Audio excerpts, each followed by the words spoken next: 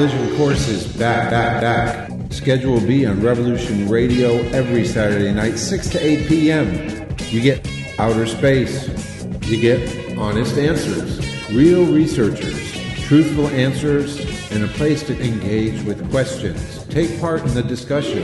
Revolution Radio on freedomslips.com hosts Collision Course every Saturday from 6 to 8 p.m. Eastern, 5 p.m. to 7 p.m. Central, 4 p.m. to 6 p.m. Mountain Time, and 3 p.m. to 5 p.m. Pacific Time.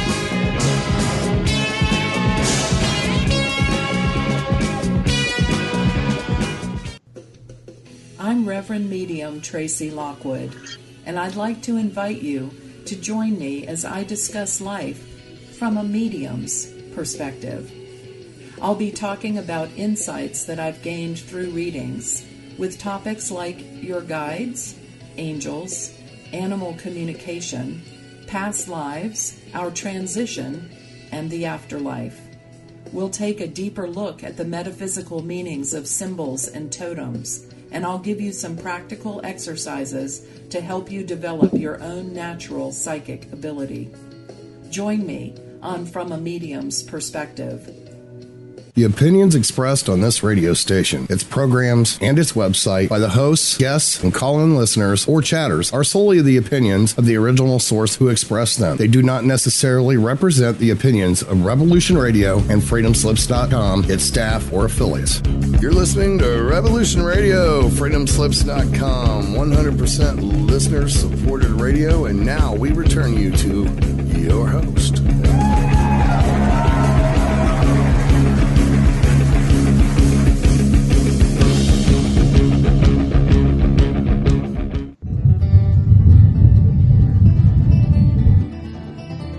Well, it's time to stumble down the road with host Bridgette Lyn Dolgoff and co-host Jenny Vaught as they carry stones, dig holes, and wield their shovels along the way. On Revolution Radio at freedomslips.com. This is not a seated event as they talk, run, stumble, carry, dig, drag, laugh, fight, sing and pray, dance and kick and scream, and oftentimes fall. Hey, is that a stone or a buffalo check? Now, here are your hosts for the next 2 hours on carrying stones and digging holes. But I won't be there. The hell I won't. Hey there. Hey, it's Bridgette Lyn Dolgoff, your host of Carrying Stones and Digging Holes. And yes, it's Saturday at 1 p.m. Eastern Standard Time. You are with me and my guest for the next 2 hours. And I wanted to, well, let's just do this. We're listener supported, Revolution Radio, freedomslips.com. We're 100% listener supported. All of us hosts and all the people who run our network do this all by volunteer. And so the money we need every month is listed on our network. I have no idea where to find that. I guess I should. Mona's better at it than me. But you can go to Freedom Slips or Revolution Radio, freedomslips.com, and you can look at the funding page. We do have advertising now, and yes, I am an advertiser for my healthcare, my online healthcare practice by Bridgette Lyn Dolgoff. And so if you see that ad, you can click it and get more information. Also on the funding, we have heirloom seeds. We have all kinds of ways that you can help support Revolution Radio. We've been around a long time, since 2011, I believe.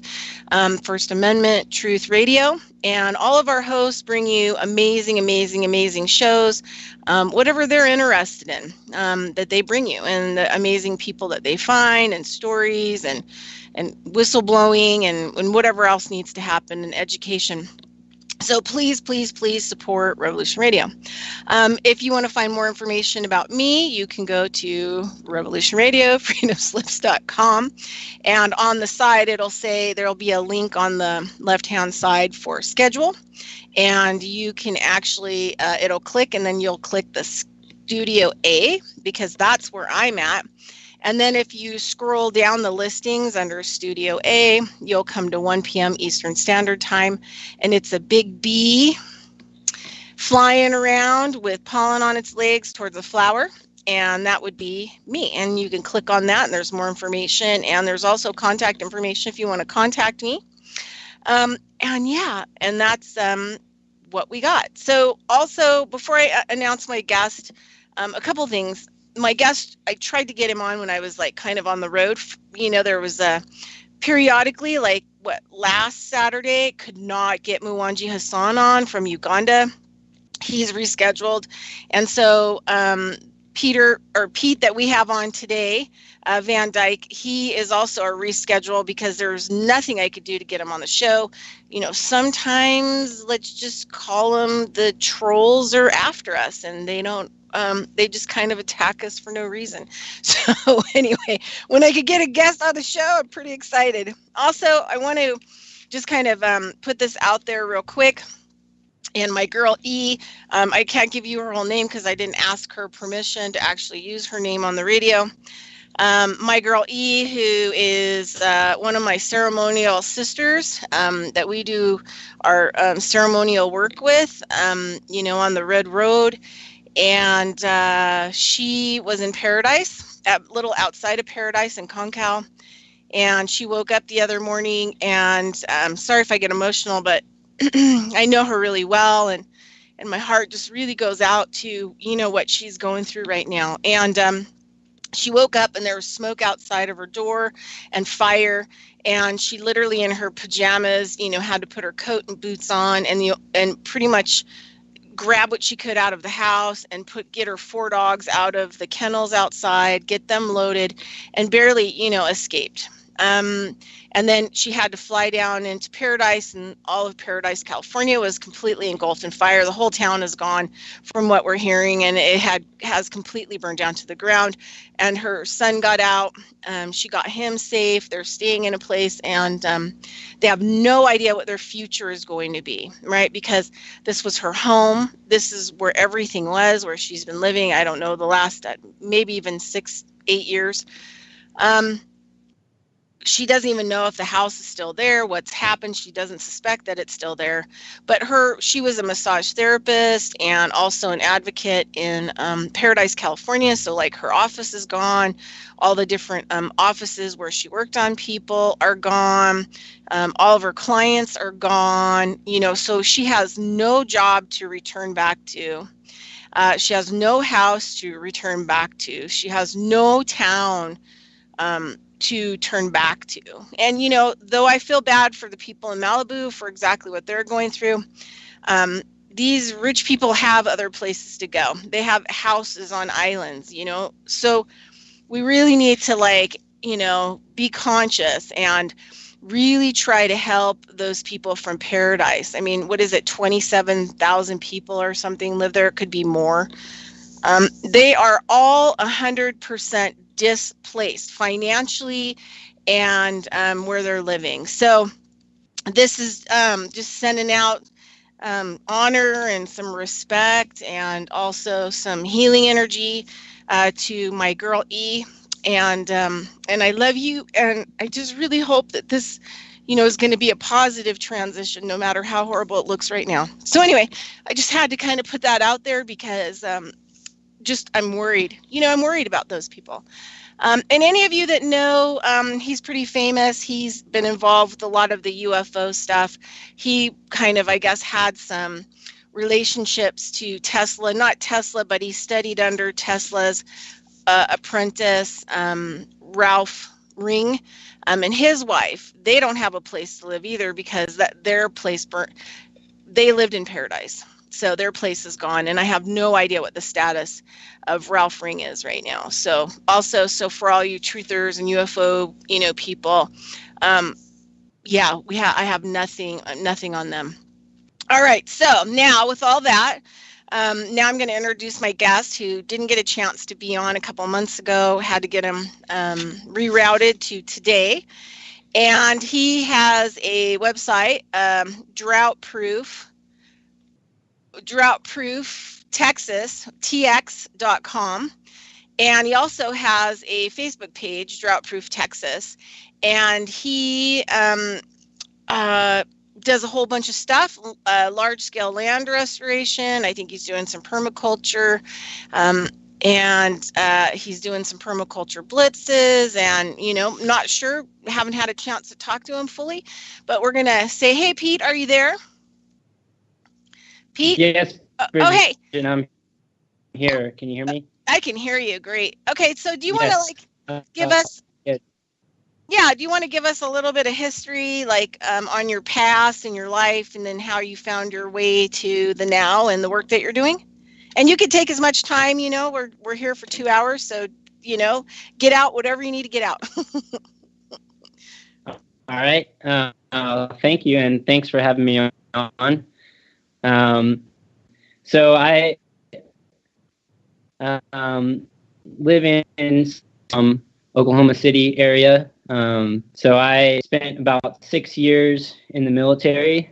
And during that time, I learned a lot and decided that I wasn't going to make that a career, and I wanted to wanted to make my time more effective helping people and helping the planet. So I moved to Texas. I was stationed in San Diego, California, and I found out about permaculture through a book called The Resilient Farm and Homestead by Ben Falk. It's a really great book for anyone who wants to read it. And I took a permaculture design course in 2014 and really just sort of found my passion. I never knew what I wanted to do with my life until I figured out, until I learned all of the interesting things that are going on in the world of permaculture and land restoration and regenerative agriculture. So I found a niche in my local community for water harvesting on the landscape. So use my GI Bill to go to a heavy equipment operations school and construction school. And ever since then, I've been building ponds, conservation terraces, gardens, orchards, and some irrigation stuff. And I also help people select land for purchase. And I design landscapes from, half or a quarter acre up to, 1,000 acres. So that's where I am right now. All right. So, do you want to explain to people, let's just start with maybe explain to people what permaculture is. And then we can kind of go through each thing, because a lot of people, they may hear these kinds of terms. They may hear, I know what they are, but for people that are out there, so that they understand a little bit more. But maybe we could talk a little bit about what permaculture is, or what it is to you, and then talk about the different other aspects that you're working on. Sure. So permaculture is a system of design that provides for all the needs of humanity without destroying the earth, basically. So it could be applied to anything, whether it's landscaping or business. It's just a way of thinking. And for me, it's been sort of transformative. Whenever I took my permaculture designs course, my whole perspective on the world just sort of changed. And I just started to see opportunities everywhere that I hadn't realized before. So that has brought me to what I am calling my call to action, Drought-Proof Texas, which is trying to rehydrate the entire state of Texas and keep our rivers and springs flowing year-round so that we have all the natural resources that we need. And that finding out about that business and that niche has been largely due to my experience in permaculture. Okay, so I'm going to poke you about talking about rehydration. Like, what exactly is that for our listeners? Like, you're going to rehydrate Texas. Well, what does that mean? Give them kind of an outline. Well, basically, we have in Texas, we have this thing that keeps happening where we have long periods of drought, and then we have really heavy rainfall or flooding rains. So just recently, in fact, where our friend Janie lives in Llano, Texas, they recently were in a drought. So there was probably 9 inches of rain for the whole year. And then they got like 40 inches of rain in a month and a half. But then we could go right back into a drought, next month. So the idea is that we want to take advantage of those big rains and store all that water in the soil. And there's all kinds of different ways that we're doing that. But we basically want to cut all the bare soil, and that's a big part of the strategy to achieve 100% ground cover 100% of the time, and increasing soil organic matter through whatever means possible, according to the context of the landowner and the land itself. So there's not really any recipes for this stuff except a recipe for disaster. Everything that I do is basically custom designed for each landscape that I work with and each client that I work with. And I'm just trying to get all this information out there to help people do this on their own, and maybe even perhaps make their own businesses harvesting water on the landscape, because it's so desperately needed. You were talking about the fires in California just earlier, and I'm surprised that there's anything left to burn in California, honestly. Yeah, well, that's a whole other show.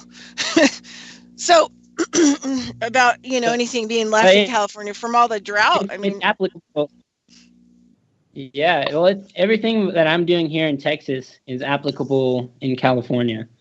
And I think one of the main problems that we have is that everything that is designed, whether it be roads or drainage systems or homes or buildings or cities, literally everything that we design is designed to drain the landscape. So you have to have good drainage for roads. You have to have good drainage for buildings, and our whole cities are literally built upon this civil engineering of drainage. So you could see, how easily a whole state or a whole region could become dehydrated and drained just by the infrastructure that we already have. Yeah, exactly. And that's what's happening here in California and all over the place. And we have, clear cutting of forests, tillage of thousands of acres of land with no trees and no grass.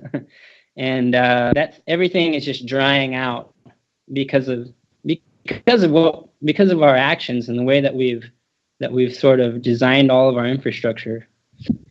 Yeah, there's like zero humidity, and I live in Reno, so I'm close to kind of like the Northern California area, and I think I'm 3 hours from like where my friend lived in Cancun, right, up to 70. But it's been so dry. I mean, even in Nevada, we're I think like -3 humidity or something like that, and you can feel it like on your face and your skin.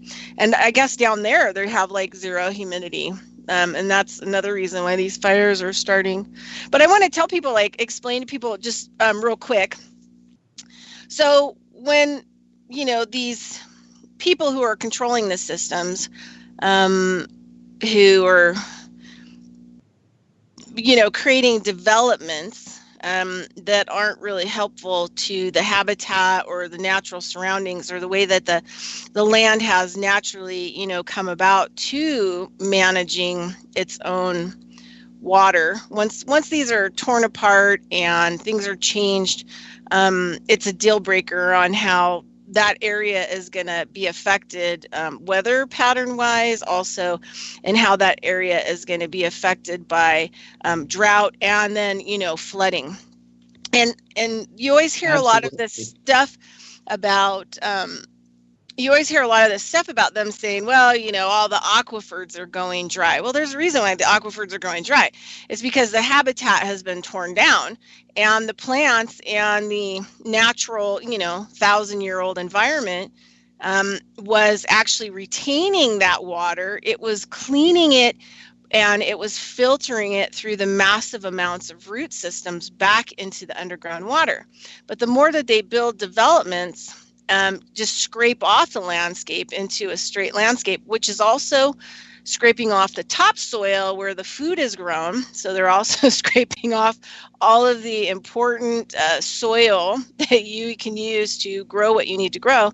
Then what happens is when there is a lot of water, this water runs off because of the flat surfaces, and it creates pools in locations that probably people don't want pools to be of water, and can take out houses and mudslides and all that other stuff. But so you want to talk a little bit about that, about how, if we start, building a lot of these structures and creating them in ways where they're a diversified landscape, which means there's some pool areas, there's this area, there's that area, and the water starts to collect there.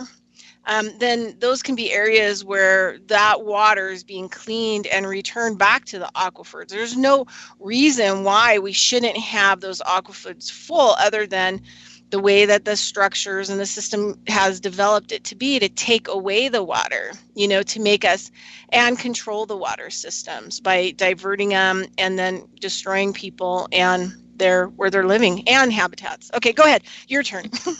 Yeah. No, I agree totally with you. And, aside from the scalping of the landscape, we also have massive amounts of pumping. So we've taken away the land's ability to put water back into the aquifer, and then we decided that we have to pump the aquifer dry. So it's like this double-edged sword that's just whacking away everywhere. And whenever we have nowhere for that water to go, that's when we have massive amounts of flooding.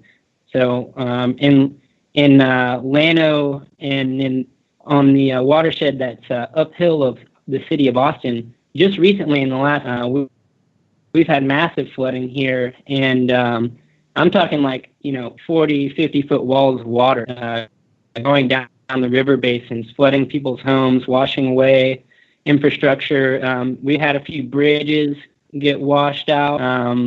The big dam that's right above the city of Austin, that's the Mansfield Dam of Lake Travis. It was like at 140% capacity. It's all going away, and it was carrying huge amounts of sediment. So the whole city of Austin had to go on a boil water notice for a week or a week and a half. And, the whole city was basically brought to its knees because their water was totally fouled. They had no filtration. Their filters were basically just clogged with sediment. So we're losing massive amounts of soil. And it's just compounding the effects of making everything, the drought worse and the flooding worse. So it's really important. It's imperative that we start to rethink about how we design things and rethink how we manage our land. But there's this huge paradigm in the way, and that is that we can just do whatever we want with no consequences. Yeah, so exactly. And the other thing too, So just a quick point. When we talk about soil or topsoil, when that gets flushed away, it gets flushed down, like a riverbed, or it gets flushed out to ocean or whatever else, that equals food and starvation. That equals like you not having medicinal plants. That equals you not having fresh water and no food. That's really kind of like the bottom line. And sometimes people don't know that because, I think people are so far away from, you probably being in the military, you probably just learn to notice things around you more, notice your environment. I'm sure you truck through a lot of different environments. And so sometimes I think we have to kind of retrain them to pay attention. Just even to like their area. And don't you think like a lot of the movements, large scale restoration kind of movements, I'm a biodynamic farmer nut job. So, when I went back to school for biodynamics and I really started to kind of look at the whole bottom line of the principles, like especially microbial mass, and all of that kind of stuff. And then I would leave, the classes, and I was on farms and I was building biodynamic farms and all this other stuff. And it just really became apparent to me by having to be in my environment and watch my environment, that the environment, number one, was completely and totally screwed up. And that other environments that were holding on were being destroyed for whatever reason.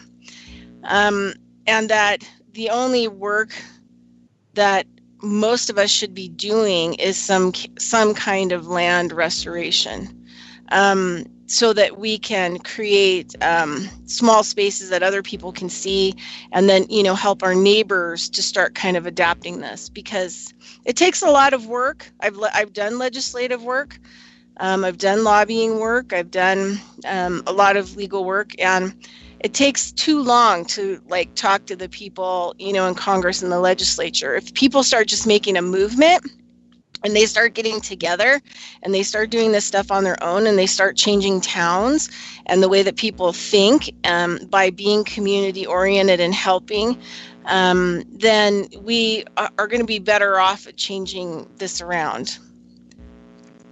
What do you think, Pete? Yeah, absolutely. I'm done waiting for policy, basically. That road has taken too long, and we've not seen any results. In fact, it's only getting worse every single day. So one of the really main things that communicate with people about this stuff is this statement right here: is that the public enemy number one is bare soil. So we need to start covering up all the bare soil, and that is what's going to help us retain moisture in the landscape, prevent flooding, prevent erosion, and just create soil. Because the only place that topsoil is created is in contact with roots. So if you look at a cross-section of soil, you'll see that it's darker on top where the plants are growing, and underneath you'll have this different color of subsoil. And the only reason it's different on the topsoil is because there's root activity there. And so I tell people that, and that really gets them thinking, because there's bare soil everywhere, and they're just thinking, oh, maybe I could cover that up too. And then sometimes it's as simple as leaving your dried leaves on that area and not scraping those leaves up. You know what I mean? To cover the soil. A lot of people in towns, they think that they should be, you see a lot of it go away in the trash. I look at it like natural resource. I'm like, dry carbon. Wait, come back. Come back, dry carbon. But sometimes leaving some of that stuff on your land will help to protect the bare soil. Anyway, just a thought. Go ahead, keep going. Really. Yeah, well, another thing that I told people is imagine a really heavy rainfall coming down. That rain has an enormous amount of energy as it hits the soil. Those raindrops are heavy, bare soil, the raindrops instantly. So here we have this like whitish gray caliche soils where I live, and as soon as as the raindrops hit the bare soil, they change color, and instantly it's gray. So you know that those raindrops, as soon as they hit the ground, they're carrying away soil, and fast. So if you just put down a layer of mulch on top of that bare soil, then you put the brakes on the energy of that rainfall, and it's allowed to percolate into the soil a little bit easier without having the erosion. And then, you put some seed on that mulch and get plants growing, and now you've created better conditions for soil to be created. And another thing is people don't realize is it's good to have green plants grown all year round, or as long as during the year. So that's why here on our farm that we're managing, we do cool season cover crops. So we're predominantly warm season grasses here. And so we put out cool season cover crop seeds like oats and rye and sweet clover. And so that we have green leaves photosynthesizing all winter long. And that's feeding the soil. So whenever you have photosynthesis happening, the plant takes carbon dioxide and water and sunlight and creates sugars in the plant that it survives on. So the plant is creating energy to maintain its body through photosynthesis, and it actually does something amazing. They split the water molecule. So then you have the hydrogen stay in the plant, and the oxygen is released. And that's the oxygen we breathe. It comes from the plants and algae and stuff like that. But that hydrogen is used to make sugars. And whenever there's excess sugars, it literally drips out of the tips of the roots and feeds the soil microorganisms. And those are all in symbiosis with the plant, providing minerals and nutrients to the plant, which helps more photosynthesis. And through the cycling of all these microorganisms and fungi is how you create humus in the soil, which is really long-lasting, long-term organic matter that holds up to 7 times its weight in water. So the NRCS has put out some great information recently that 1% organic matter in the soil can hold 27,000 gallons of water and per acre.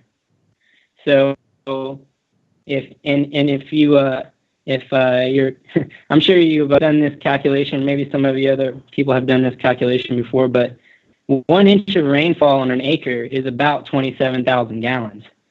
So per percentage of organic matter in the soil, it's like 1 inch of rainfall that you can harvest on your land. So if you've got 3% organic matter in your soil, then you're able to harvest up to 3 inches of rain and hold that moisture in the soil without any runoff. And a good soil has a minimum of 5% organic matter. But if you look around and have taken soil samples from a lot of places, where I live has 1 to 2% organic matter. So we're desperately needing more soil organic matter, more carbon in the soil, more plants on the ground, and that's what's going to help us retain that moisture. So in our pasture at our place, we've got 6% organic matter in our soil. So we're able to we're able to take a 6-inch rain and not have any runoff or very little, which is huge. And that water goes right into the soil and slowly feeds, and it's just like a release of water over time, as opposed to like this huge rush of water, then that's gone within a day, and then it's completely dry the next day, Yeah.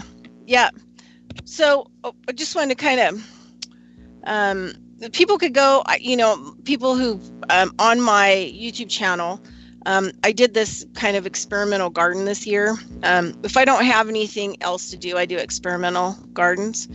And I live out in the desert where it's complete sand. When I was going to Rudolf Steiner school, they used to laugh at me when I'd have to bring my dirt, well, actually sand, so that the soil guy could look at them. Some of these people were from California and had really beautiful soil and had sand.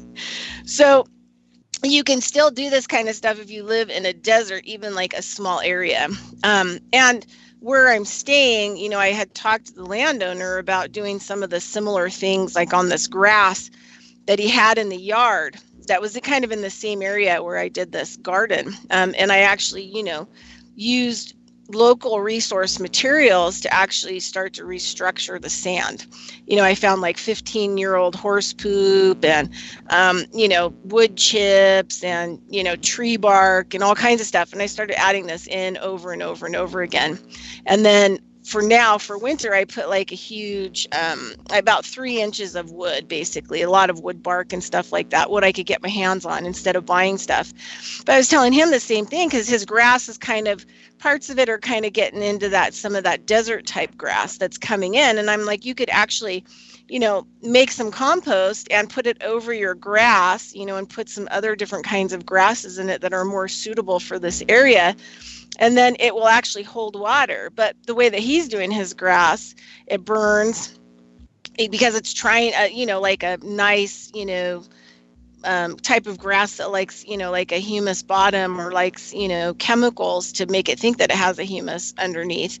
Grass is really not growing, but it would also help the whole environment if he changed the way that he was dealing with his grass in his yard, because it would actually start to hold what water came. In the desert, it's hard because we haven't had any rain since May.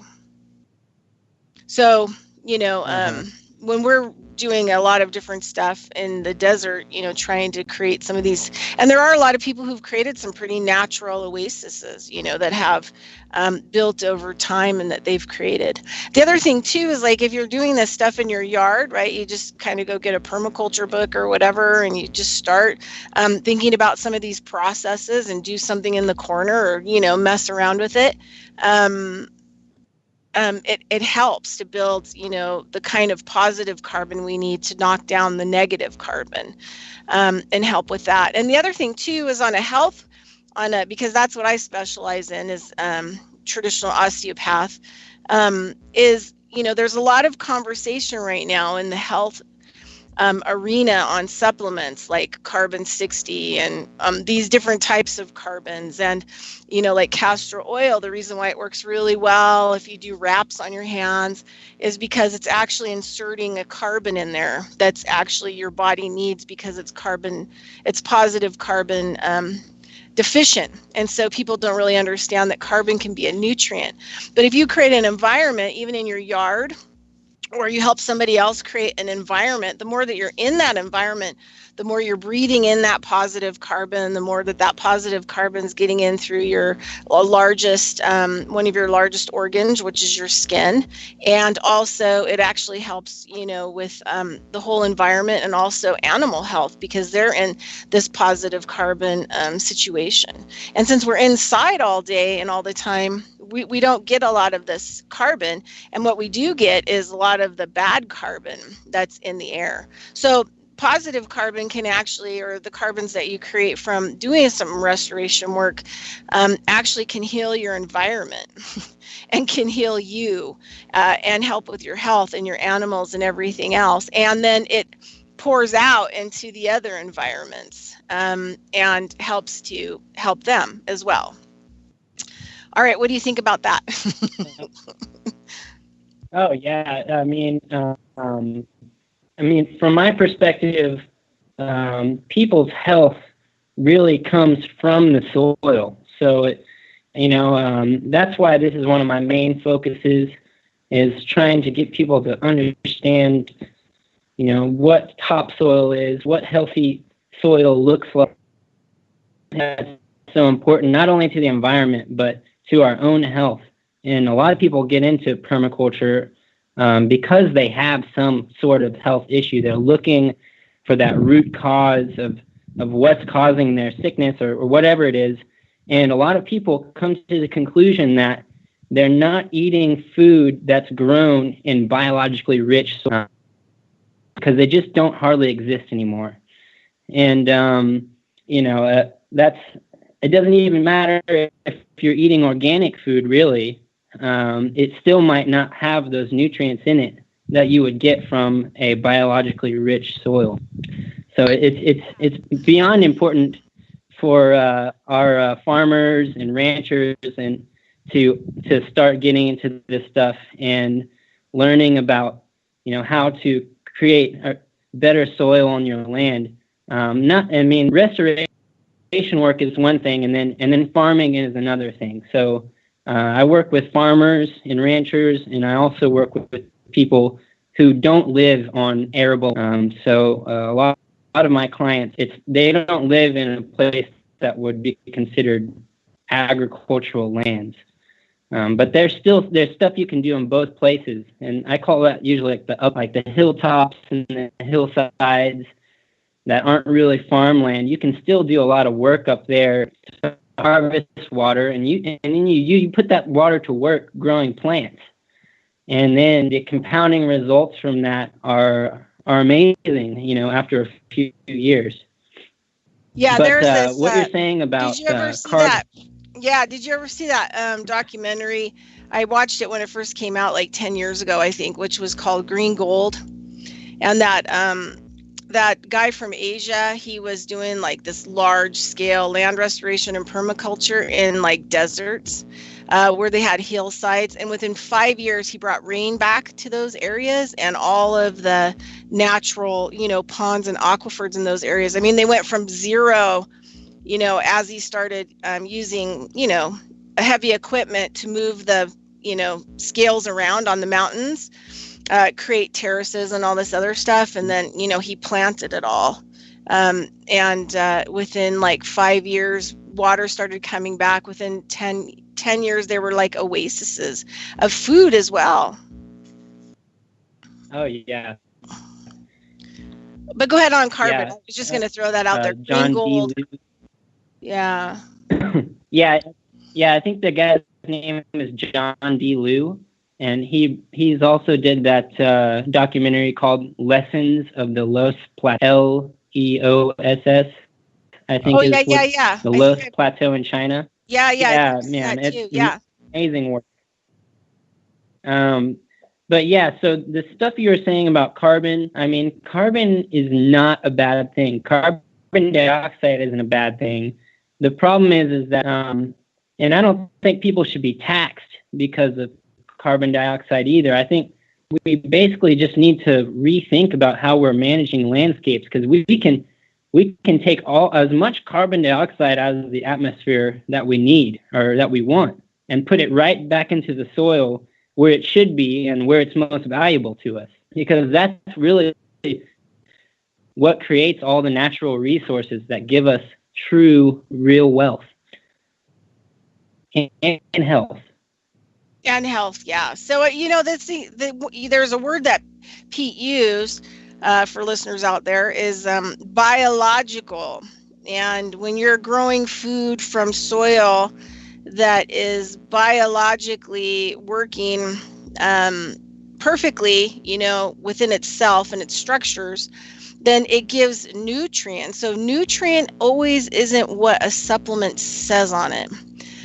Nutrient is actually created, like he was saying, from different plants that get together and hang out, and they share their byproducts, and it creates more of those positive, byproducts into the soil that we would then talk about as nutrients. But minerals and metals and communication systems and collaboration and community and all the things that natural settings do.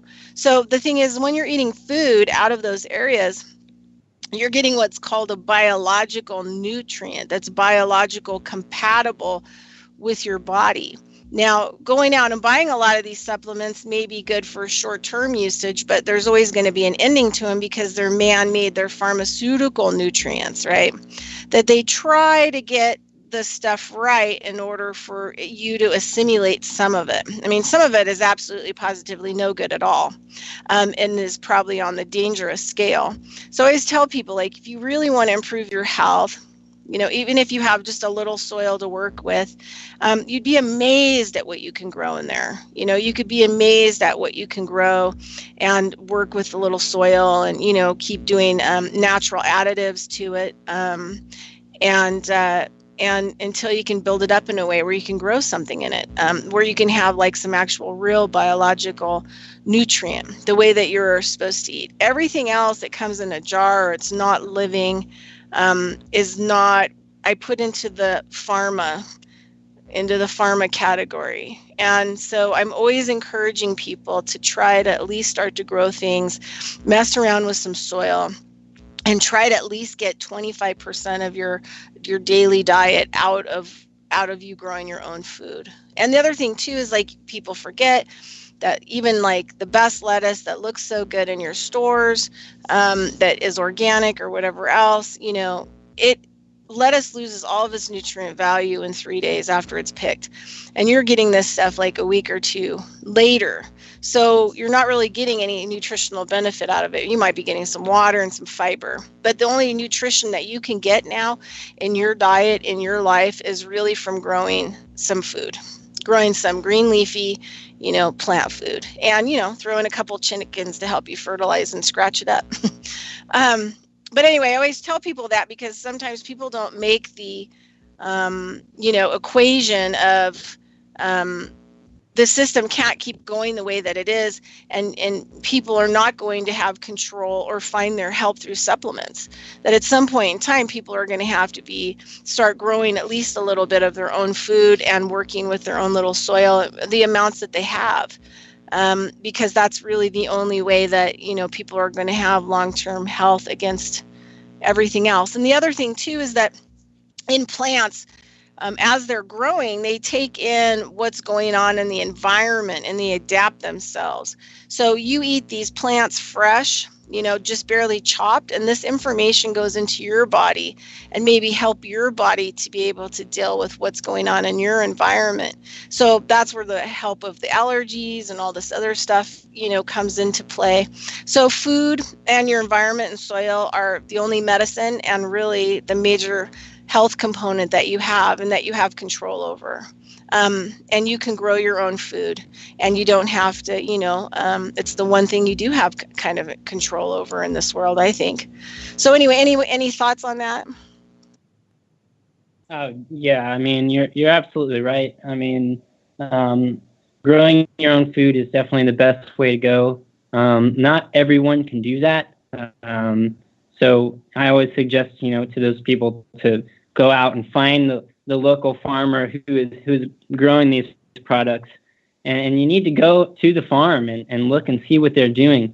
If the whole farm is bare soil, it's probably not going to be a very nutrient dense product. So that's why I say, like, even organic products could be very low in nutrient density. So building that local community, learning how to do all this stuff is really, really important. And the more people that we can get convinced to jump on this permaculture bandwagon or regenerative agriculture, that's going to help.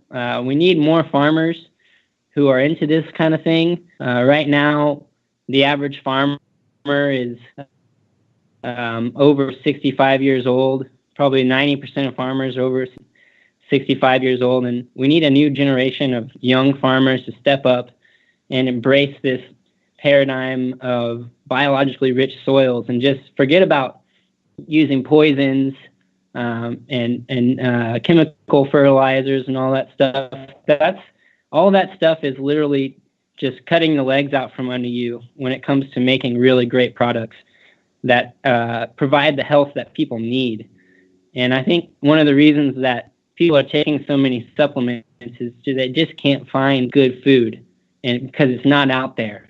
We need more smart, educated people. And there's a man named Joel Salatin. I'm sure a lot of your listeners have heard of him.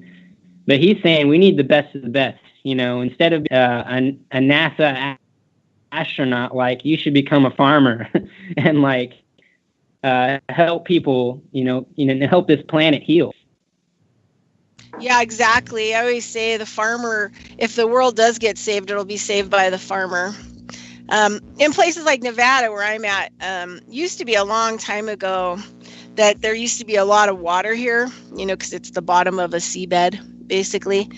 And a lot of the farmers here were, basically their water kind of was stolen out from underneath them. They were given a lot of money for the water to sell to California. So it made a lot of the farms that we did have. I grew up in a small town called Burnley, Nevada. And it's 30 minutes, let me think, north, east of Reno. And when I was growing up there, everybody had horses and cows. People had pastures.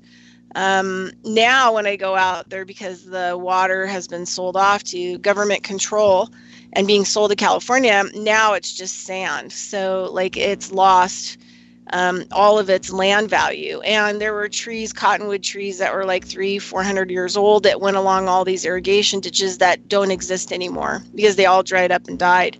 So there's in Nevada, we have a lot of Pahrump, which is by Las Vegas. That word is a native word that basically means something like artesian well. So, there used to be huge amounts of farming, and farming and ranching are a little bit different, right? So there used to be a lot of farming going on and, ranching together. So nowadays we just are at the point where all we have really is alfalfa, which is not organic alfalfa.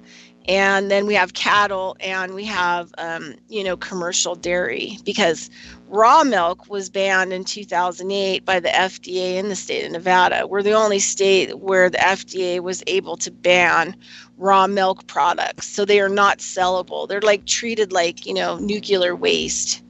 Until for a long time, a lot of us were doing back alley deals. People pop their trunk. They'd be like, okay, I've got 6 gallons of raw milk. You'd be like, okay, I'll take it. It's totally crazy.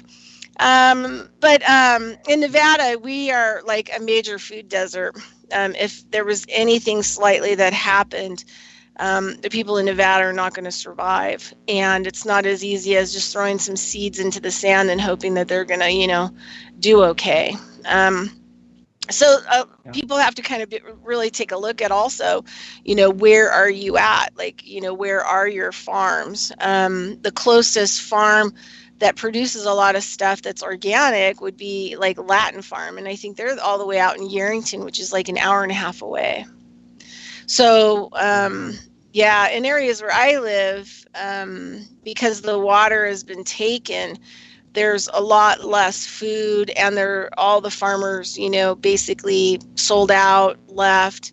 And some of them have, started back up in other states, but not here. And when you go to the farmers market here, it's all the farmers market are California, California, California, California, California.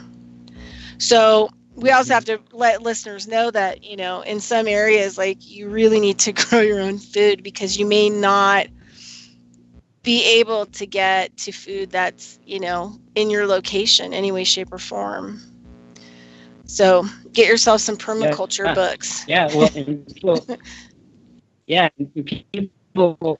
people laugh at that, saying that, you're a fearmonger or something. But it's already a problem with water here. There's some cities in Texas literally don't have any more water or any more access to water, but they're still growing. And I just don't understand it. And if they don't think it can happen with food or water, it's already happening. The things you're describing of people not having what they need, it's already happening all over the world. And there could just be a straw that breaks the camel's back any moment. The house of cards could easily fall, and a lot of people don't like to think about that or even consider it, but it's very true. And the more that we can start growing our own food and creating these strong, resilient local communities, the more pollution that we're going to prevent happening. Just the trucking and shipping of vegetables and products, could be reduced greatly if people in their own areas were just growing their own food. Yeah, and the other thing too is think about people who will tell you.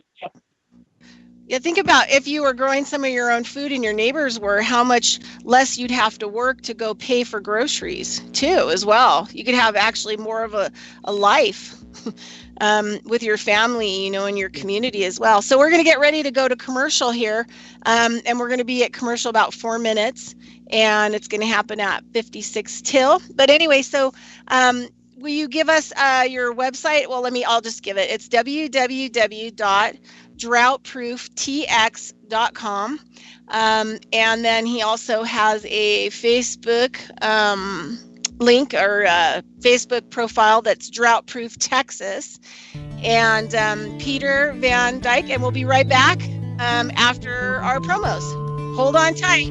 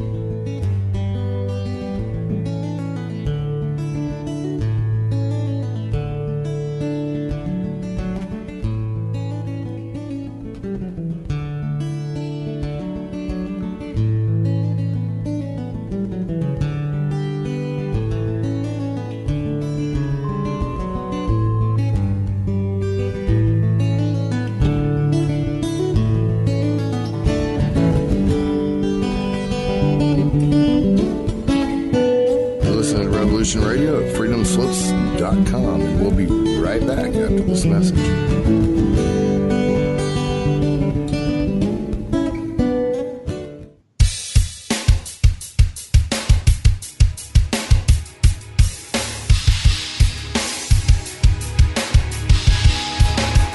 Enter into a world unseen on Raven Star's Witching Hour. You will encounter eclectic topics from the realm of spirit brought into our matrix of truth. With your host, the Solaris Blue Raven. Solaris will bring you an array of unique guests covering topics from ghostly spirits to amazing anomalies, covert technology, UFOs, and shadowy global events. And that's right here at Revolution Radio, freedomslips.com, Saturdays, midnight till 2 a.m. Eastern Time. Revolution Radio, where information never sleeps. Let the magic rise.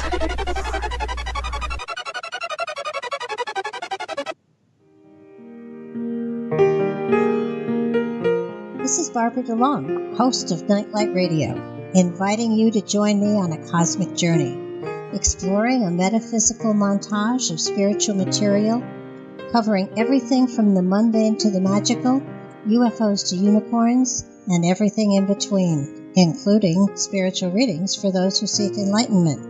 Let Nightlight provide you with equal measure of light, love and laughter, insight, wisdom, and inspiration. Monday nights, 10 to 12 p.m. Eastern, right here on Studio B, Revolution Radio at freedomslips.com.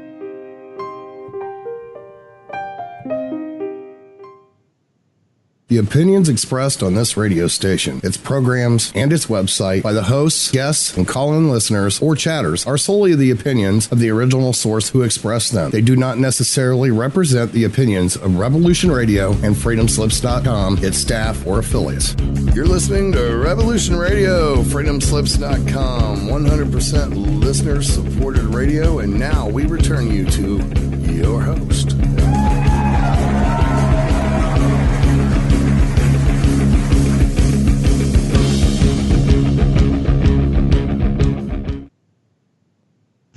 Hey everybody, it's Carrying Stones and Digging Holes, your host, Bridgette Lyn Dolgoff. Hey, we are on the second hour of, and I'm always just astonished, especially when I do Mona's show or my show, it's goes by so fast. Okay, so Freedom or Revolution Radio, freedomslips.com is the website where you can find Studio A or Studio B. Look on the schedule on the website on the left-hand side. Click on that. It'll give you Studio or Studio B. Click on Studio A. Scroll down. You'll see me at 1 p.m. Eastern Standard Time, carrying stones and digging holes. You can click on that. There's a bio and also probably information on how to contact me if you want to contact me, or you think you might be super great for my show. So any type of saving Earth is a topic I want to talk about on my show. All right, so also while you're there, take a look at our ways that you can fund Revolution Radio. We are 100% volunteer, all of us. So we need money to just run the network, and so we can continue to stay on and keep bringing amazing people and education and shows and conspiracy and whatever else that everybody's into. And you know what? You can also look on the different studios to look at all the different hosts that we have and all the different kind of topics. And I'm sure that there's something interesting for everybody. All right, so we're in the second hour, Carrying Stones and Digging Holes radio show. And we have Pete Van Dyck and on the show, and we're talking about permaculture and some of the lies that we've kind of been told about what's going on with our aquifers and landscape and drought and flood and lots of different kinds of ideas and carbon. And so now we're going to go back to Pete, and he wants to bring some information and education of techniques that he uses to drought-proof his landscapes. So go ahead and talk to us about that. Are you there? Whoops. Thanks. Oh, there you go. Yeah. Yeah. So I usually try to focus starting as high up in the landscape as possible. So here in Texas, we have a lot of focus on the riparian areas or the creeks and rivers, because people see like this beautiful feature in the landscape that's just being destroyed by floods and drought. Every year it gets worse, and the creeks and rivers are just filling in with gravel and stuff. So that's a symptom of the problems that we're having. And so to fix that, you can't do the work in the riparian area. You have to look uphill and go to the hilltops, go to the hillsides, because that's where the rain starts coming downhill and gathers energy and starts to erode soil. And sometimes when you're trying to achieve that ground cover, like we were talking about earlier, you got to put a bandage on the landscape because it's bleeding out. There's huge gashes, and so we basically have to do some triage before we can move back into like a stable environment. So one of the things that we do is, the permaculture, much disputed techniques of berms and swales, or what I like to call conservation terraces.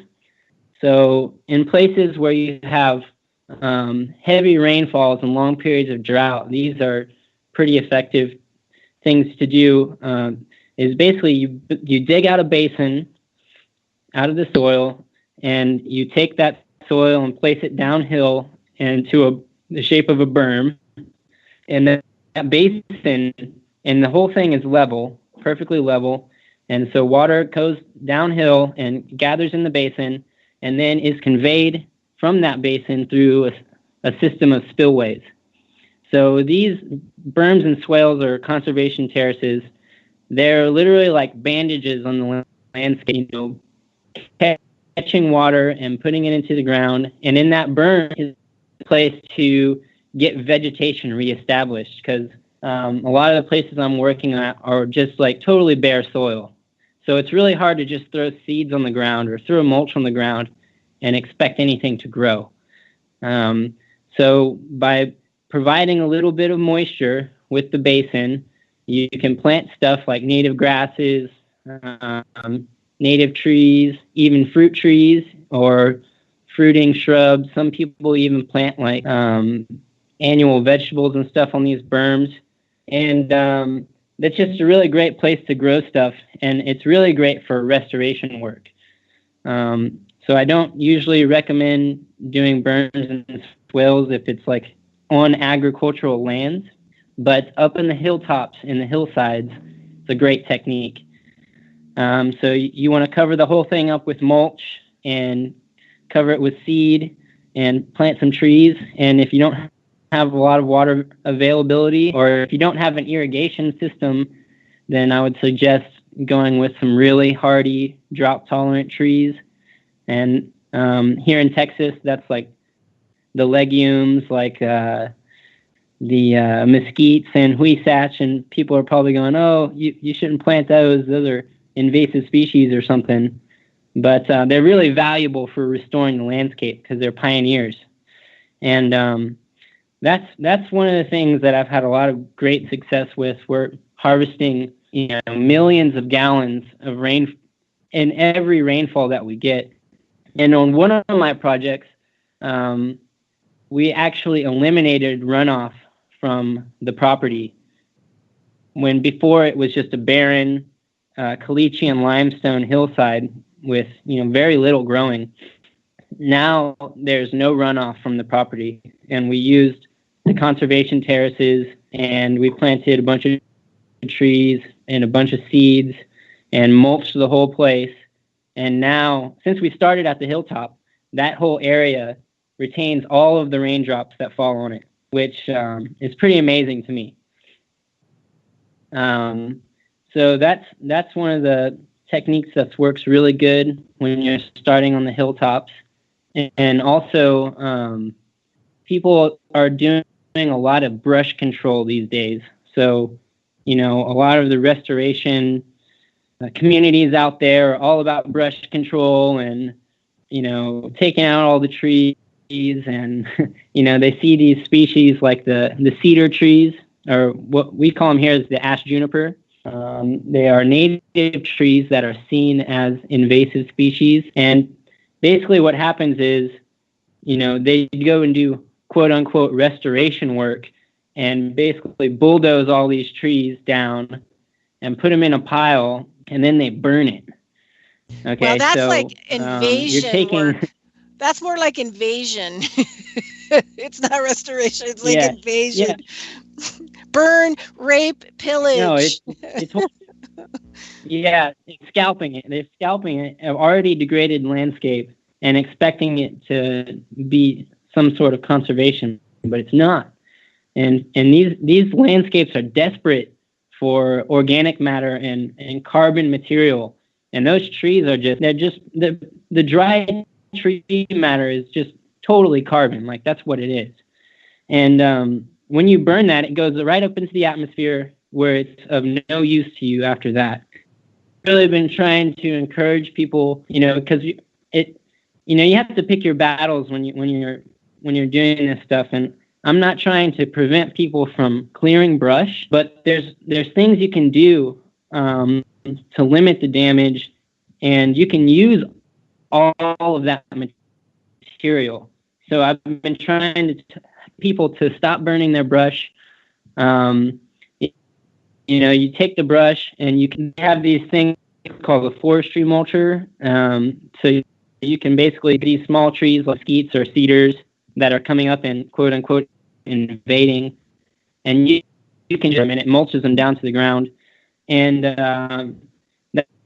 that's a great alternative to burning, because after the clearing is done, the whole area is covered in mulch, and you haven't lost any of that material. And you can also take the brush and put it all on a guest on here. One of my good friends, Brian Hummel, who has done a lot of great work on this, and he suggests using brush berms on contour to help slow down water and just catch sediment as it goes downhill.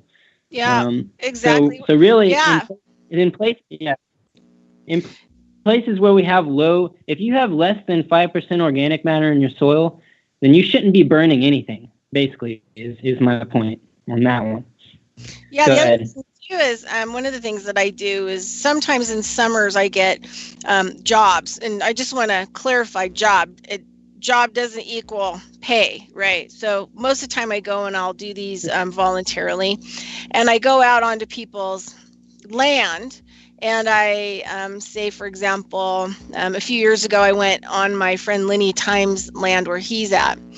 And what I try to do, they had 40 acres, blah, blah, blah, blah, blah. But one of the things that we did with the dry carbon, once you cut it down, it becomes dry carbon, is we took, stuff we found, like this little fencing that we had to tie together, and made really big squares, and we would put all of the dry carbon in it, right? So it's contained, but then, it can slowly break down. So people can make those kinds of choices on their land. And like in 5 years, you just keep adding to the pile, every year you put all your dried leaves or your cut down stuff or whatever else in that pile, and the water and the weather break it down. And then eventually you can take the fence off, and then you're going to have 100%, humus soil, basically, with tons of, microbial richness.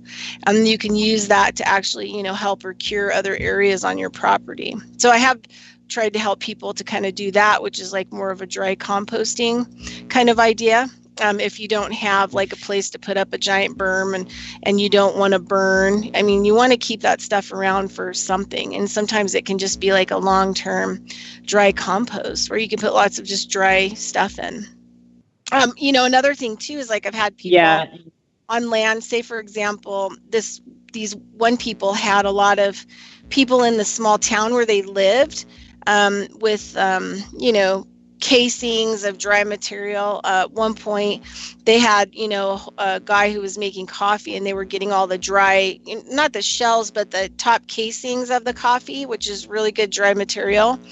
And we did like a whole bunch of, dry compost for that, so that could break down and then eventually be mixed in different places around the property. So also I try to help people look at also whatever resources they have in their community or their neighbors, in order to also help try to fix, smaller landscapes. So that you don't have to go out and buy material. There's wasted, thrown away material everywhere. But go ahead. And a lot of people, are, I guess, sensitive to having brush piles laying around, and they don't like to look at the stuff, which that's fine. That's why for a lot of people who are like trying to reestablish old hay fields, sometimes those places can get just covered up in brush, and then so the idea is to go rip it all out, right, and burn it. But the thing is the perfect thing to establish a new pasture or something like that is just to have all that mulch on the ground, and then you can reseed that area, and you're going to have a lot better success starting out than you would if you had burned all of that. So that's one of the reasons I've been trying to promote this thing called a forestry mulcher, because it's appealing to folks who are more conventional, and they like the look of it when it's done. And you also save all that carbon material, which is good for the water cycle. It's good for growing the plants that they want to grow. And it keeps the land more manageable, because if you just rip everything out with bulldozers and then try to smooth it out, it's going to be really, really rough. And it's also going to cause erosion. Whenever you get that first big rainfall, you're going to get some erosion because you've just ripped everything, the roots and everything out of all these trees out of the ground. So with the forestry mulcher, you leave all the roots in the ground, and it leaves a more manageable landscape. So that's a really great tool for people. And yes, it's using diesel fuel and all that, but it's a lot better than just having whole forests just turned to ash, which is the exact opposite thing that we want to do.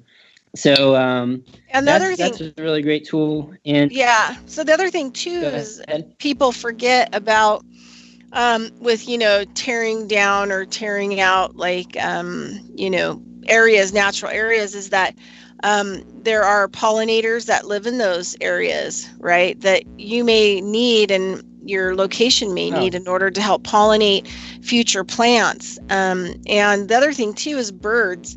Birds are really a significant thing when you're dealing with the environment and one of living in a natural process, because birds are awesome at being able to reseed areas or clean back areas of different kinds of species, especially plants that seed, because they'll eat a lot of those seeds, and some of those seeds will bypass their stomach and they'll be flying over areas and they'll just, drop a seed in their duty, which actually helps to, if you have a good landscape and you have protected soil and you have mulch soil, every time one of these seeds lands, it's cultivating a new seed into the mix.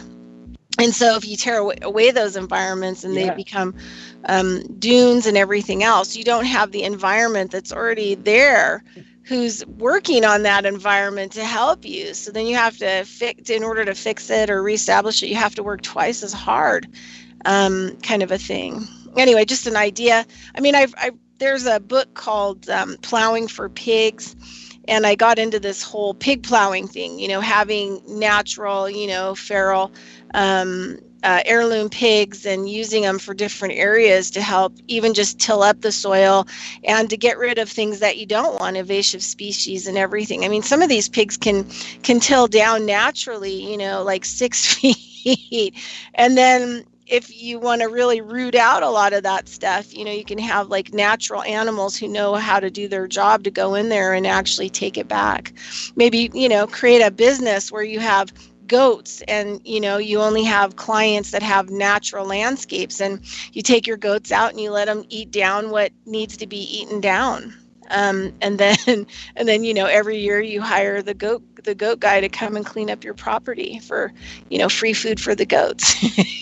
Anyway, there's nature. We have a lot of nature that can help us as well, and we have to be careful not to destroy it, but assist it, kind of a thing. What do you think about that, Pete? Yeah, one of my best clients run a farm. It's called Terra Pureta Farm. It's here in Central Texas, and they are doing just that. They're basically rotationally grazing pigs, and they leave the pigs there for a certain amount of time, and then they move them on.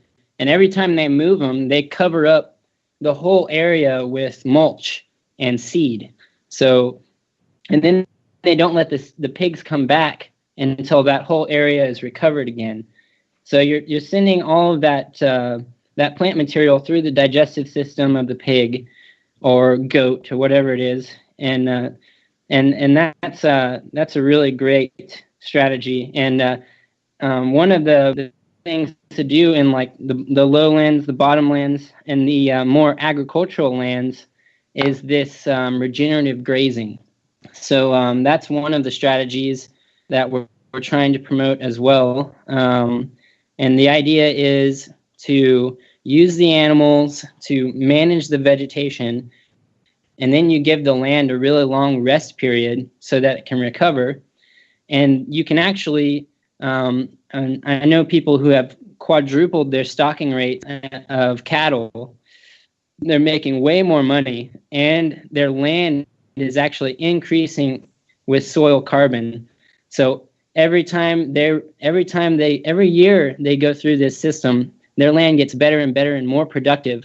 So they're basically basing their production of the landscape off of how much soil carbon they can create, which is one of the most economically viable models that you can use for grazing. And one of the best people I've seen doing that in the United States, his name is Jaime Elizondo, and he's in Florida right now. But he also gives classes, and he he's got a page, I think it's called Regenerative Grazing on Facebook.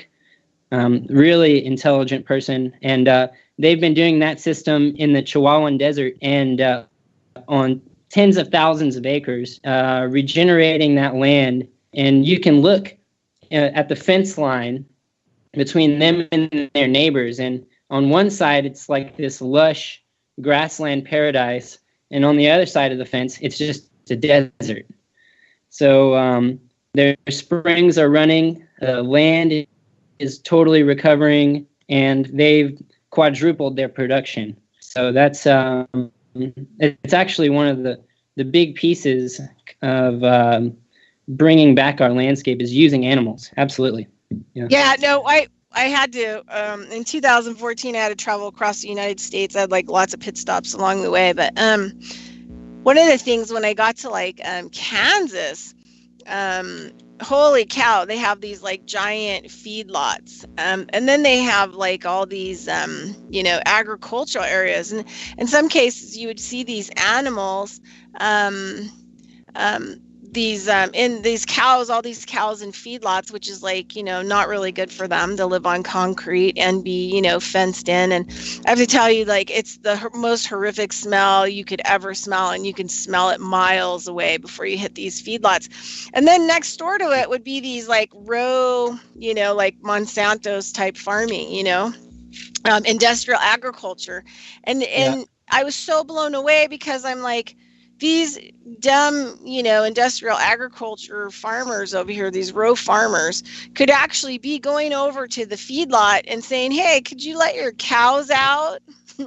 And, come over onto my land, and you're only 20 feet from my property, and, let the cows out and let them jam around the yard and eat whatever they want. And then, you can fence them back in, and then maybe we can move them over to this section. You know what I mean? It could be then there would be all this less waste in this feedlot. It'd be all this smell. The animals would actually be touching soil and doing what their jobs are, working with nature. But I'm just so shocked at people's mindsets, and then it ends up being cruelty. It ends up being cruelty to animals, and it doesn't really have to be that way. We could just even create different kinds of agricultural systems between these people who have these cow feedlots and the people who have the agriculture that are next to them. The only thing that they have to stop doing is just using antibiotics and pesticides, and maybe work together, collaborate together. And then have something that's going to be way better for the environment, for the animals, for us, you know what I mean, for the earth. But it's interesting how they can't even really, the light bulb doesn't even really go on. Hey, I should go over there and talk to those cow people and see if they can, bring the cow whisperer in and drive the cows over here and eat up all the old stuff. And then come in here and dig stuff up and trample and poop and everything else, and then they can go back to their feedlot, and that would be such a beautiful collaboration, kind of a thing. But anyway, I guess sometimes do you ever find, Pete, that your mind, you see things and you think it doesn't have to be that way. These people could work with these people and they could do this, and things could be just so much better. And you're blown away that nobody's thought about that already yet. Yeah, well, there are some good examples of what you've described already in place. There's a farmer, I think he's in North Dakota. His name's Gabe Brown. You might have heard of him. But they had a conventional row crop farm. I think they had, and don't quote me on this, but they probably had 2,000 or 3,000 acres of conventional row crops, conventionally tilled row crops, and they were just going out of business. They couldn't sustain their farm anymore because it was not profitable. So they got rid of all of their tillage equipment and replaced it with no-till farming equipment. So instead of tilling up the land, they cut down what they call this terminating the crop. So they cut that down and leave that material on the ground, and then they have what's called a no-till seed drill that has all the seeds, and it just drives down the lines, and it drills the seed right in through the thatch and into that mulch that's already on the ground, and then their crops come up through that. So a lot of farmers are starting to grow some really productive landscapes without even tilling. So they're not tilling anymore at all, and there's no bare soil on their farm. And Gabe Brown has actually started to integrate cattle into that system. So whenever they're done harvesting whatever crop it is they're growing, they send the cattle in, and the cattle take down the standing material and cover the ground with manure. And usually they have them packed pretty tight in tight groups, and then they move these animals through the landscape. And it's really a beautiful system. And they're creating tons of organic matter in the soil, and their profits and their production go up every single year. And I saw a report from this, I think it's this program that they're doing called Landstream, where they said that now Gabe Brown's farm can take in like 20 inches of rain with no runoff. I mean, that's amazing. You imagine how much water is captured and stored over thousands of acres through just by increasing soil organic matter. And that extra water is also giving them the ability to grow more crops. So it's a win-win. Yeah, that is awesome.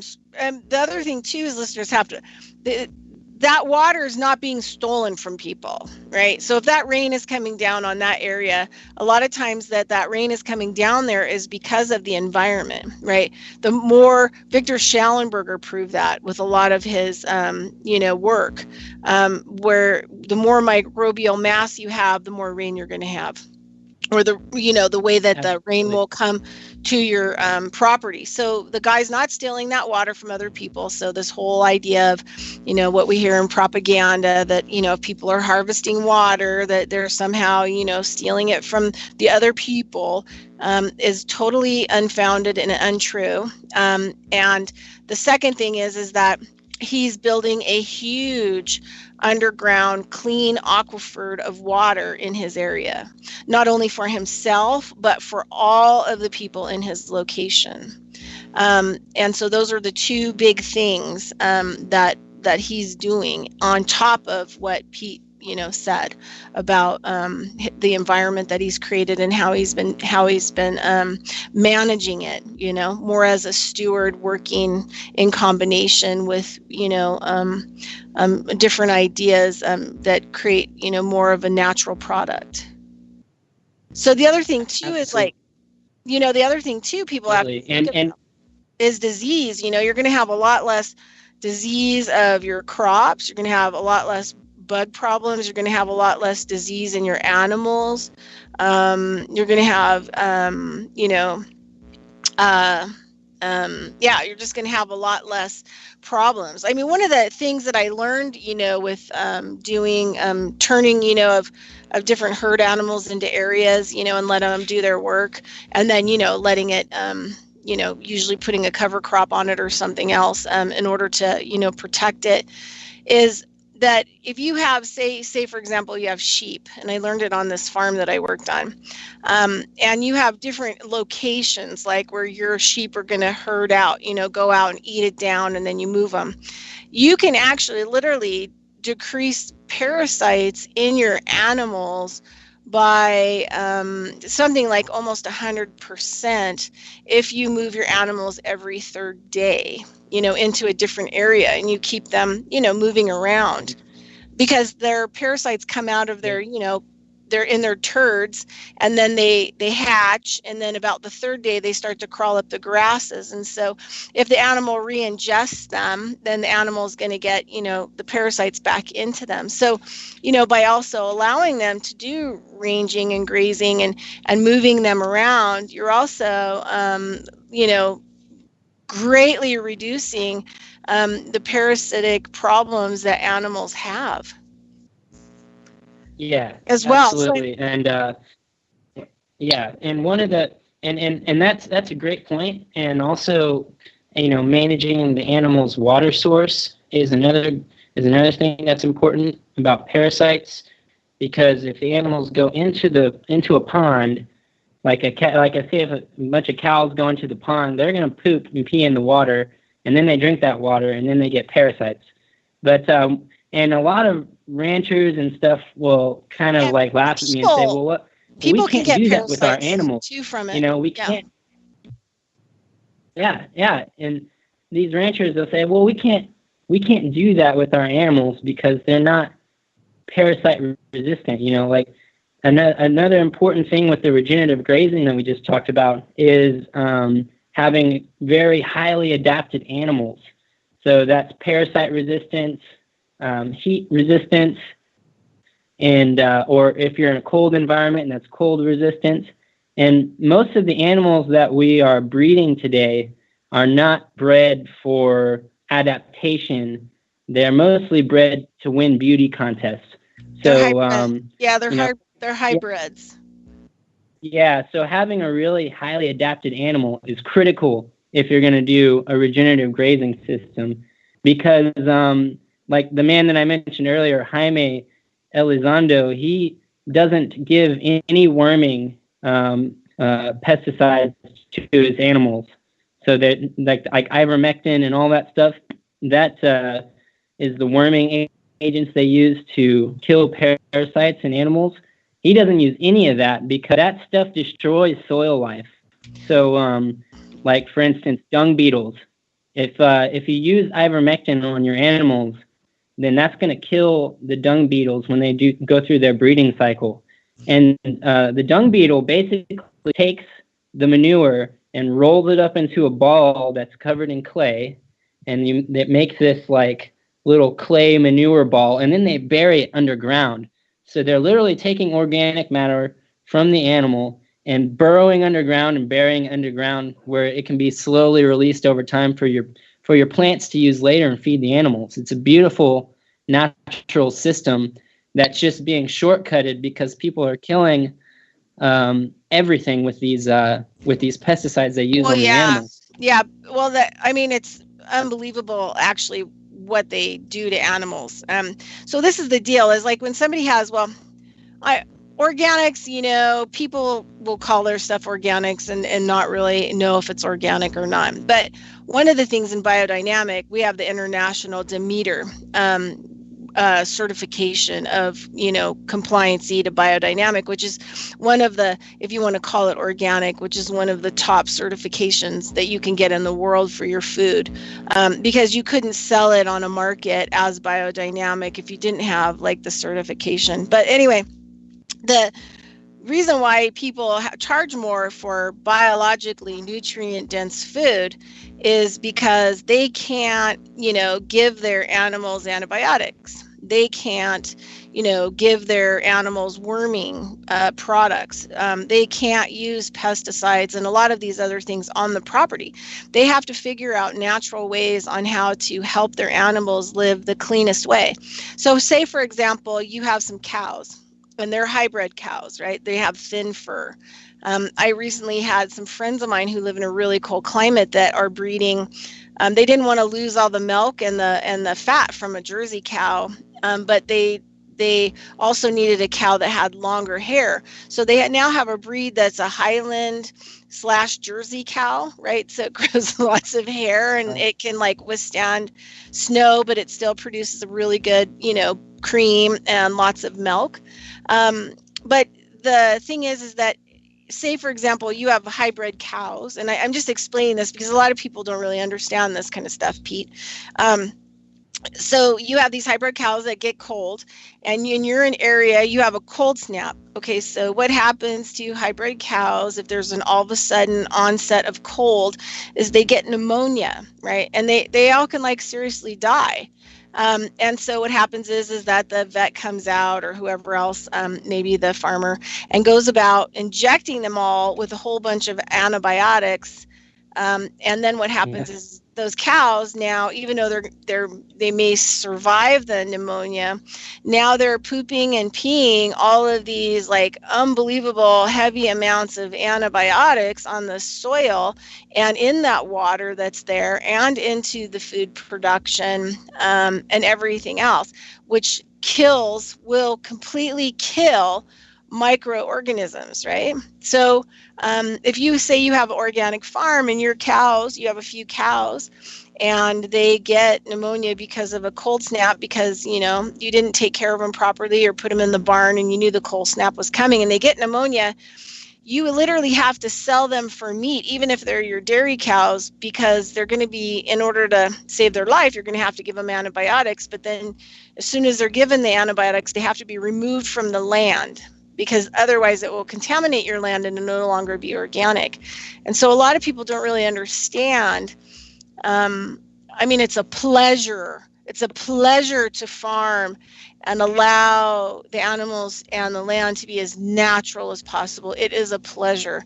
But it is also a way different task and a way different job in order to produce true organics. And if you're buying organics that are from a monoculture farm that only grows one thing, they're not really organic.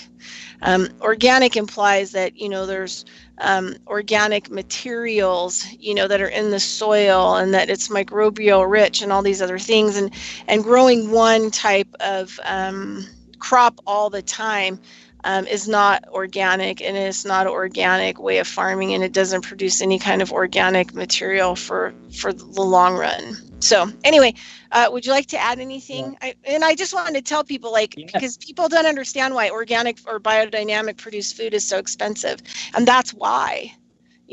That's why. Yeah. And that's what drives a lot of the decisions that people make as consumers and producers. So that's why having that very adapted animal is so critical if you're gonna be doing these systems.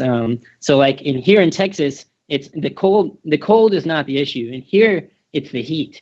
So like a lot of people are growing are raising animals that were developed in like Scotland and in very cold climates, and then they bring them down here to Texas, and they have to cut all these corners and make all these exceptions because the animals just aren't adapted for this environment. So really, one of the biggest challenges for people, trying to be conscious producers is developing their context.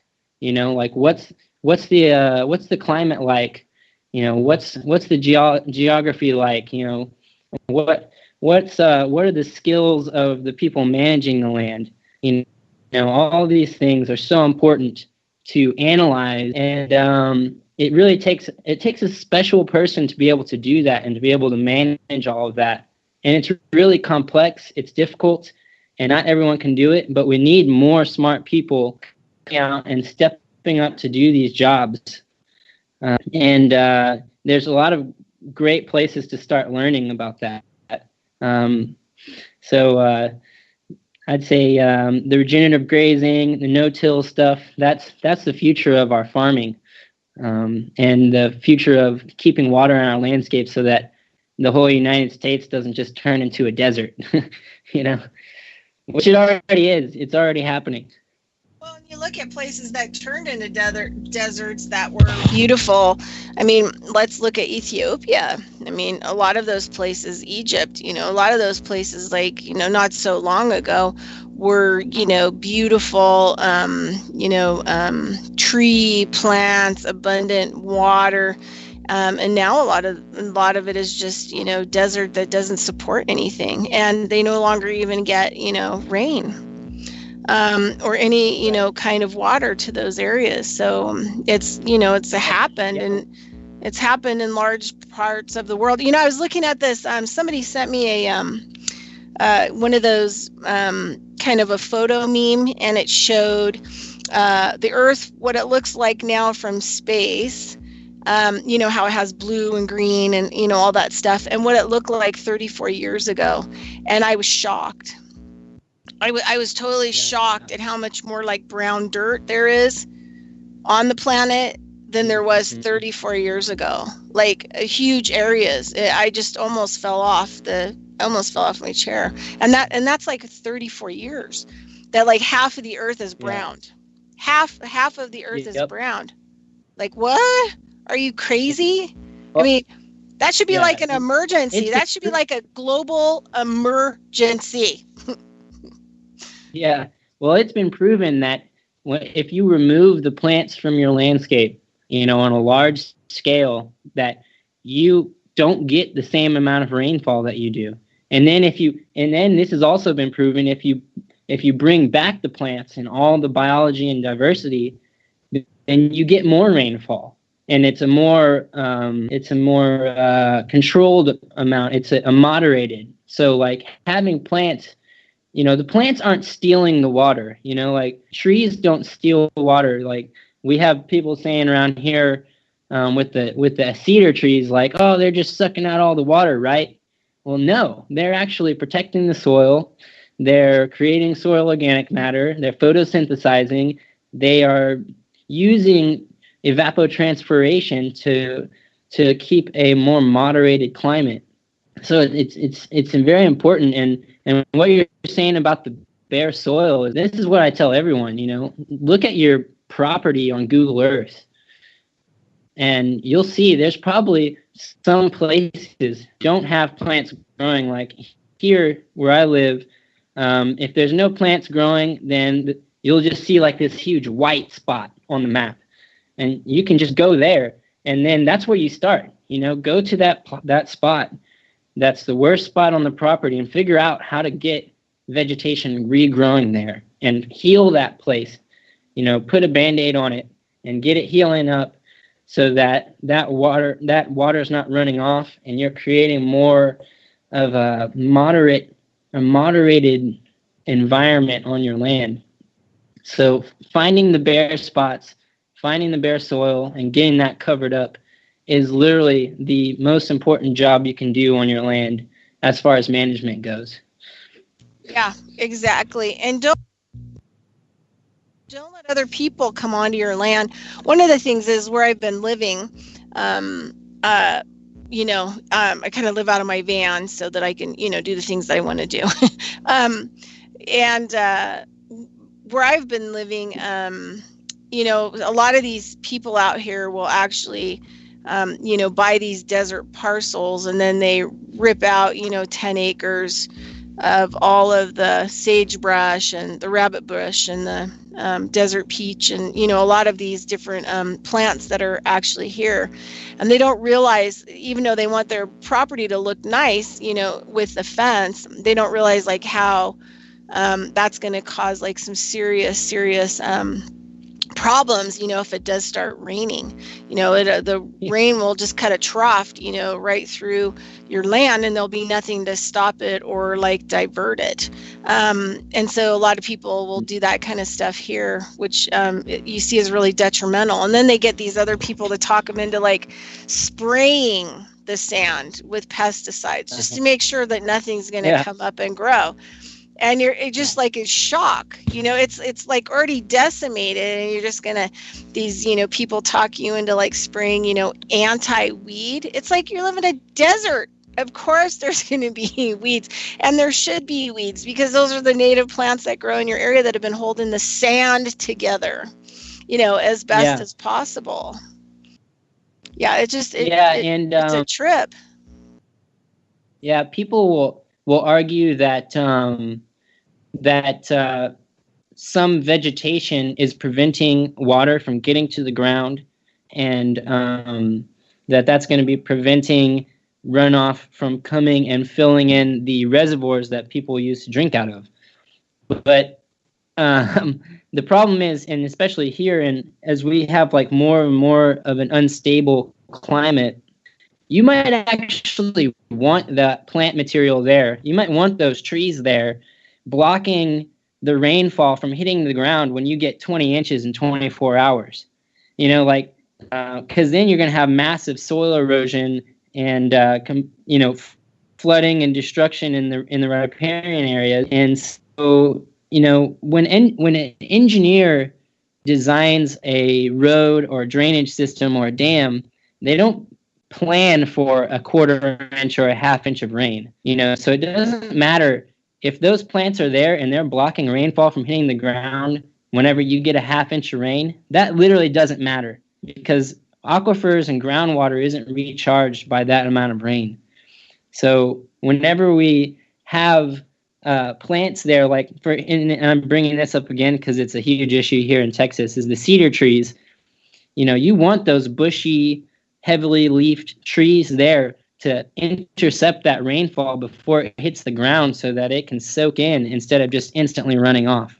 And you should plan your landscape and everything you do in your management for the big rainfalls.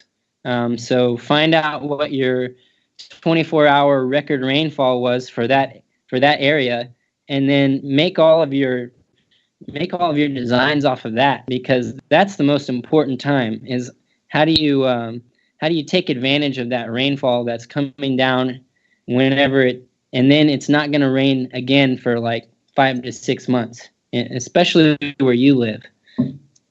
All of that. This year, I got to work with native seeds. So all different kinds of native seeds, that come from Africa, India, a lot of native people. And I got to actually, in this small garden space, actually work with a whole bunch of different native seeds, and they work against drought. It puts stuff in the soil. Let's just say that the native seed crops that I grew, comparatively to the heirlooms sucked big time. And the native plants just totally went crazy.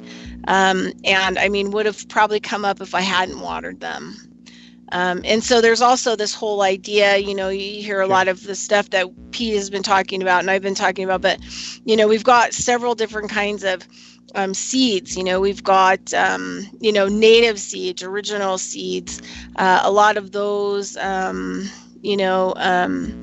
were more of the grasses and stuff, that have transformed themselves or evolved. They have supported, the environment and people. Some of these seeds are Stephen Smith, who works for Baker Heirloom Seed, he has the largest collection in the world of native corn. And he said, some of these seeds are 5,000 years old, and they have a lot of information and data. They know what giant floods were on the planet. You know what I mean? They know what giant droughts are on the planet. They have the codes in them, and every time that they're grown. Versus heirloom seed, which is kind of a newer breed. And then you have more hybrid seeds, and then you have the GMO seeds. So also, when you're talking about grass, it's not the grass that you got, the, Blue Valley grass from Tennessee that you got to plant in your yard. That's going to be a GMO listed grass. That's going to be in the non-natural, non-helpful, humus building soil grass. So when we're talking about a lot of these things, there's a lot of different layers of seeds and of plants. And a lot of the times now people are really used to the hybrids. And for example, hybrids are not always good for you. One of the big hybrids is hybrid tomatoes. And, they splice that with a fish gene. We're talking before GMOs, but they spliced it with a fish, like a shrimp gene, so that the tomatoes would stay colder and grow in colder climate, right? And last longer in your refrigerator if they were refrigerated. So if somebody that had a really bad shellfish allergy came in contact with these kind of tomatoes and it had enough shrimp in it, they could have anaphylactic shock and die. So sometimes some of these seeds, whether they're hybrid, which came before the GMO, we need to really evaluate what's in them, and also, like, do we really want to put that in the environment, and we're making choices, right? So you may go to an heirloom seed that, you can date its history back to 1850, in Switzerland. I have no idea if that's true or not, but, just saying, make sure that if you do start to work with your environments, or how you want, you want to have native type grasses and things like that, do a little bit of research, look at the different kinds of grasses. What kind of animals do you want to feed in your environment? What do you think would work best with, the types of water, the animals that you have, in your environment, like Pete was saying, are they properly adapted, prior to bringing them there?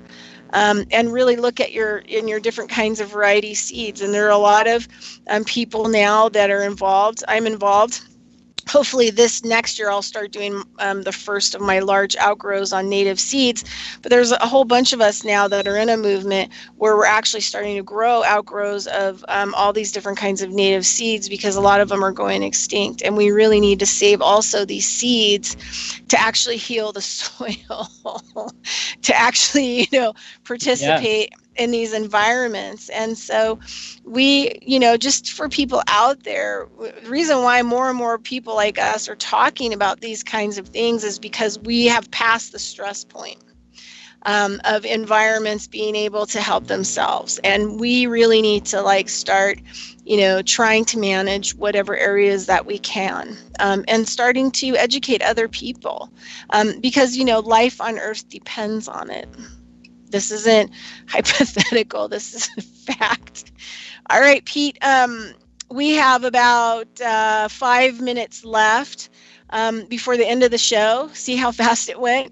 And so is there anything else that you would like to talk about, that you would like to introduce, or, toss in here before we come to the end?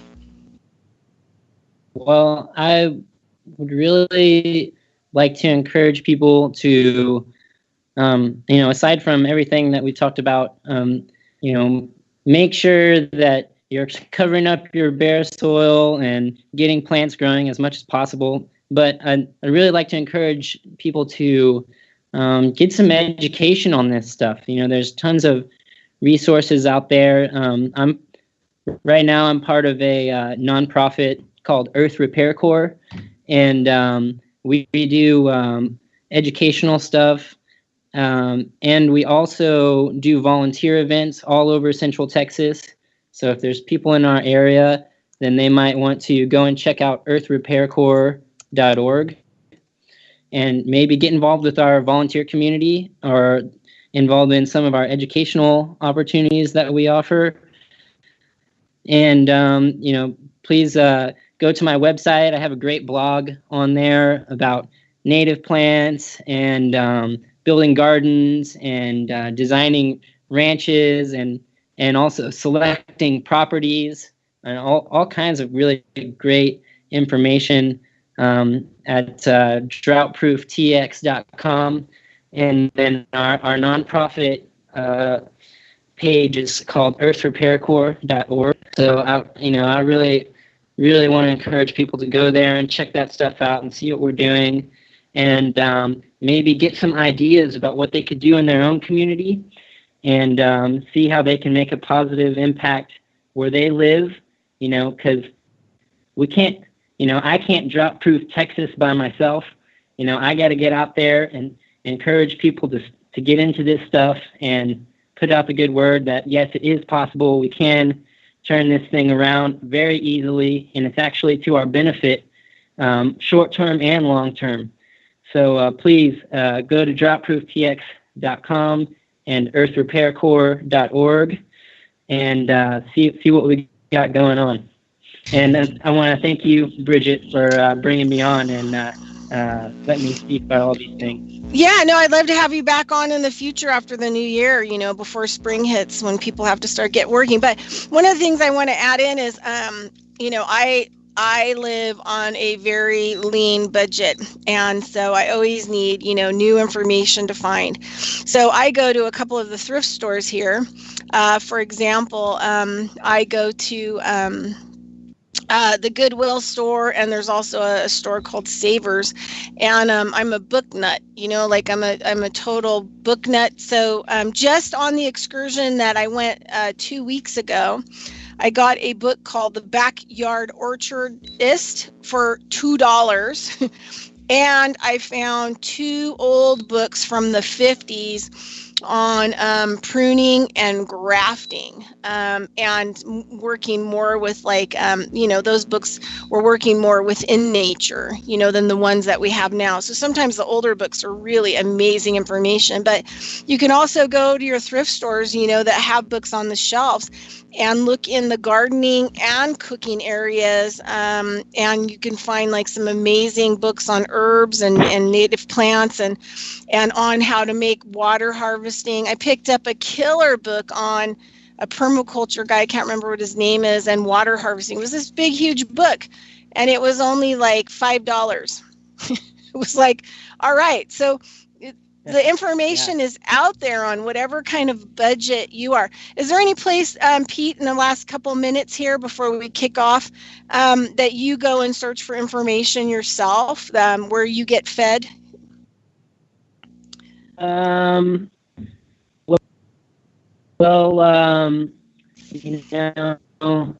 not. It's really, there's a lot of information out. It's hard to find the good information. Volunteer permaculture, volunteer community, because that's the best. That's literally where I have found out so much knowledge, just hiding there, and it encourages you to poison and burn your land. All right, everybody. Thank you, Pete, for being with us. Have a great week, everybody. See you next Saturday. Bye-bye.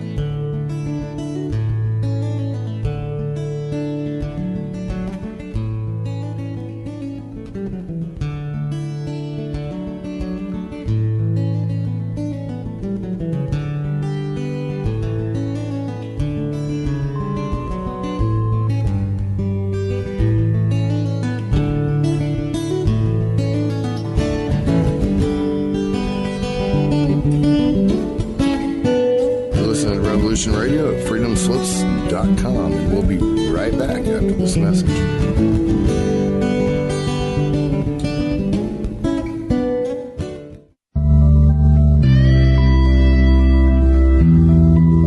If you think for 1 second that the Capitol will ever treat us fairly, you are lying to yourselves, because we know who they are and what they do. This is what they do, and we must fight back.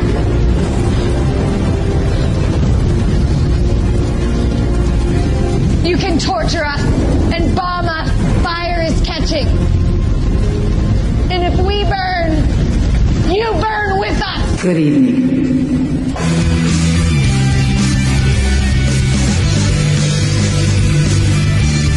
Are you awake yet? I hope.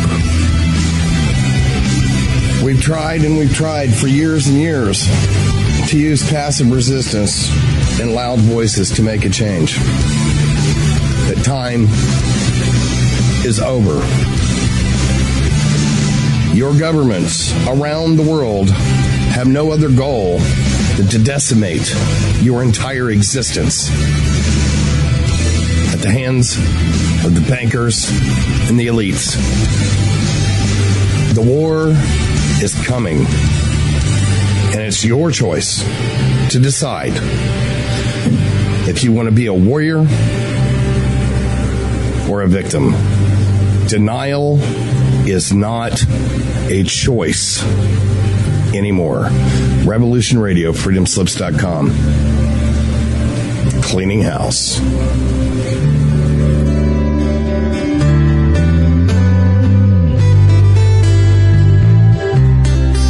This is the people's war. It is our war. We are the fighters. Fight it then. Fight it with all that is in us. And may God defend the right. Warning, warning. We gotta stop them! They're gonna kill us all! See how the trouble you've started? Be they the government, be they industry, be they organized labor, be they anyone, or human beings. Time when the operation of the machine